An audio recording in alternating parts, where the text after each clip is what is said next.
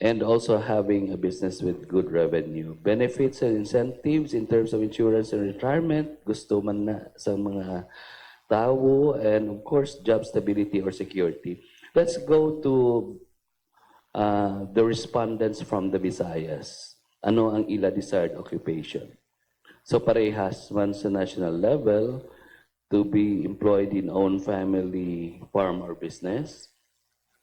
Pero dako ang work for private establishment rather than government. Ang government 21% lang, 33% ang sa private, no? Self-employed without any paid employee, 21% man, no? And okay, so that's for the Visayas. In terms of preferred work location, the national survey says that 79% want to live in the same city where they work. Okay? And 14% want to work in the big city but go home outside the city, just like I do. Want to work and live outside the city. Okay. So preferred work locations ng mga taga-Visayas, pare-parehas man sa national level, 75% want to live within the same city where they work. Pero mas taas-taas ang living outside the city but working in the city. In terms of dwelling, okay, most respondents choose to live in houses with large lots, yet majority prefer to live in the cities. Okay? So at the national level, 73% want a small house with a big lot. 14% choose big house on a small lot. Just typical of subdivision house living, right? Pero ang small house with a big lot, rural living ini, no?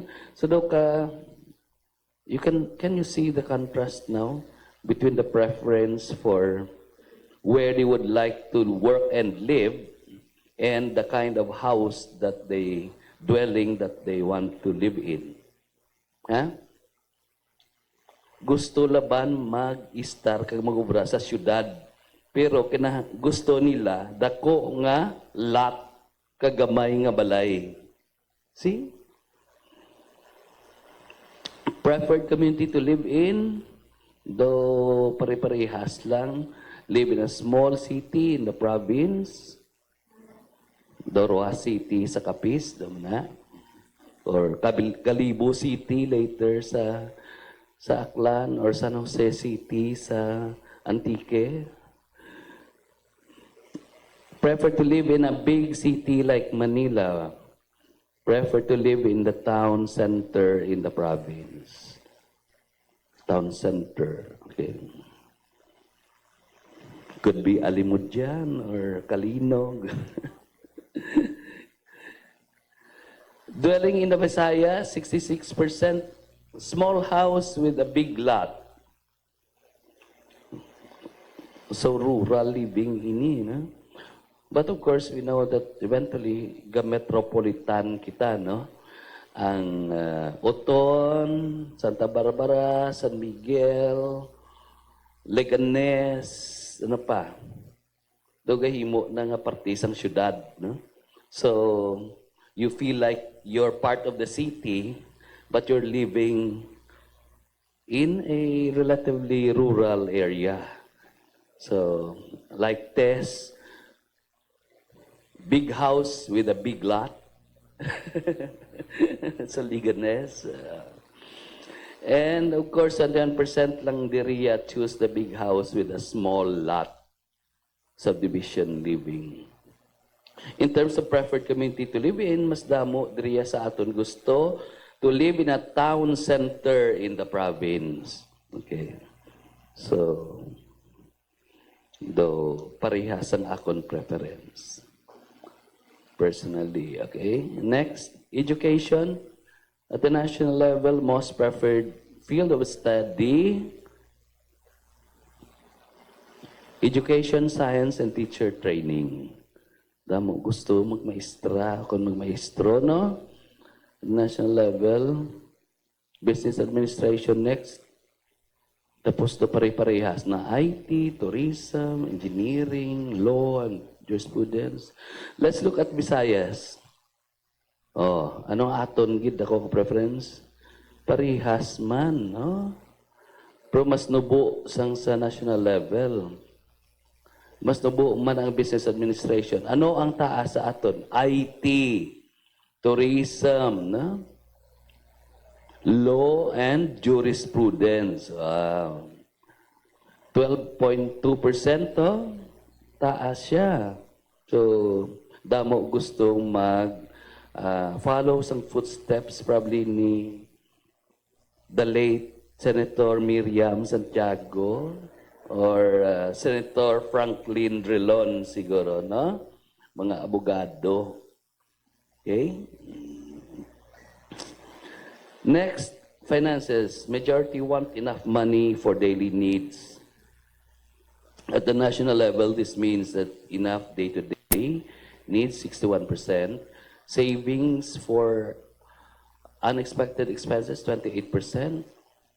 Savings, ang preference nila, ang gusto nila will be for sudden illness, natural hazards, and man-made calamities. Savings will also be used to buy car, build house, support retirement. So what did you notice? Those who are into economics, mga economics man ka mga students, hindi. Sa economics, ang preference na sa savings, gina-invest, di ba la? Ang savings should be used for investment, especially for business, so that the economy would grow and expand. No? Because savings are used for investment, meaning it will generate more income, employment. So, grabe ang multiplier effect, ang ginatawag. Pero sa Pinoy nga mentalidad, based on the survey, ano ang gusto? Tas ang savings para sa personal na expense and security, build a house, support retirement, buy a car, para sa masakit, natural hazard. So, ang savings, especially sa Visayas, next slide, please. Enough para sa day-to-day needs, 65%. So, savings, gina-deposito lang sa bangko o kung ginatago sa baol sa balay. No?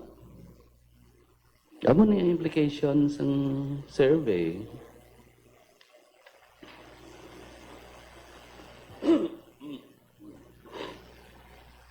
Filipinos want to be mobile. Okay? Preferred mode of transport, 77% own car or vehicle. Public transport, 23%. Sa Visayas, I guess Visayas, itong next slide. Okay. 68% lang would like to own a car. Greater number would like public transportation. Okay, more on what is really meant by Filipinos wanting to be mobile. In day-to-day living and for leisure, that is important to the Filipinos. Car ownership as part of many families' vision, and traveling within the country or to other countries. Amuni ang most frequently cited leisure activity, and ordinary people measure their success Yeah, in terms of their ability to travel together with their families. Okay, in terms of the vision now, uh, it is being translated as follows. So, matatag meaning the family is living together, more time with family and friends, meaning good balance between work and life. Maginhawa means freedom from hunger and poverty, guaranteed mobility, secure home ownership, may balay kag duta, and have more leisure uh, opportunities, no? In terms of travel or vacation, especially going back to relatives na umugina ang mga Pilipino. Panatag means resources are adequate for day-to-day needs and unexpected expenses. So panatag ang loob mo kay dako imo saving sa bangko. Security of place, passive income during retirement. See? So generally, Filipinos are not risk takers. Okay. So finally, let me just present to you ano na ang translation sining survey results into the vision of Filipinos. No? So Filipinos have vision for self as well as for the country. Okay. So ang Filipinos vision for self is that in 2040, we will all enjoy a stable and comfortable lifestyle, secure in the knowledge that we have enough for our daily needs and unexpected